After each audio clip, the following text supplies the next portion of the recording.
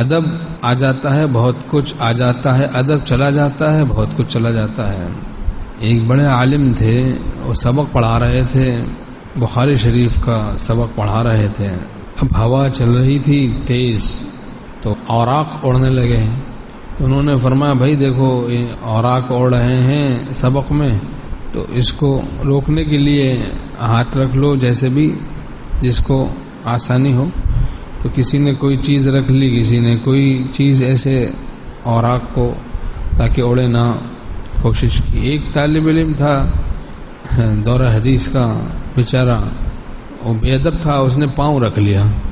بس وہ رکھنا تھا کہ وہ ملحد ہو گیا، ایسا اس کے دل سے ایمان سلب ہوا۔ موحد تھا اور منکر ہو گیا خدا کا، بے ادبی کرتے ہی منکر ہو گیا، سلب ہو گیا ایمان۔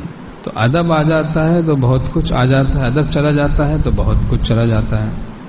مردودین میں کہاں خوف خدا، مردودین میں کہاں عشق رسول، ہاں مردودین میں، مردودوں میں، ظالموں میں کہاں یہ باتیں۔ یہ تو نصیب اولیاء ہے، نصیب اولیاء، اولیاء اللہ کو نصیب ہوتا ہے۔ یہ بھنگیوں کا فرمایا دسترخوان نہیں ہے، بادشاہوں کا دسترخوان ہے۔ بہرحال یہ بڑی نعمت ہے، بڑی دولت ہے، عظمت خدا۔ ہاں اجل اللہ یغفر لکم، حدیث شریف میں مضمون ہے کہ اللہ کی عظمت کو دل میں بٹھاؤ، وہ تم کو بخش دے گا۔ عظمت خداوندی ہے، عظمت رسول، قرآن و حدیث کی عظمت، محبت۔ عظمت کا درجہ عمل سے بڑھ کر ہے، حکیم الامت تھانوی رحمۃ اللہ علیہ فرماتے ہیں بے عظمتی کا درجہ بد عملی سے بڑھ کر ہے۔ ادب سے بھی دل، قلوب تقوی کے لیے منتخب کر لیے جاتے ہیں۔